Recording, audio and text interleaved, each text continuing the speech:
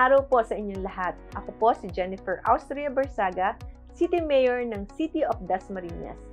Ang pamahalang lungsod ng Dasmariñas ay nakikiisa sa TB People PH at World Health Organization sa kanilang Fast Track the Cure campaign. Maraming mga pag-aaral na ang ginawa ng mga espesyalista upang ang tuberculosis ay malunasan, lalo na sa mga pasyente na drug resistant. Ang World Health Organization ay nag-endorso ng 6 na buwang gamutan na mas mabilis at mas epektibo na may 90% success rate. Sa lungsod ng Dasmariñas, prioridad lagi ang mabigyan ng agarang lunas ang lahat ng TB patients at masubaybayan ng maayos, ligtas at napapanahong gamutan.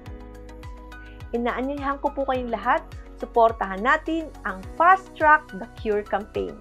#6monthsmax. Ipakita ang tibay ng bayanihang Pinoy. Tayo ay makiisa at magkaisa para maging TB-free ang ating bansa.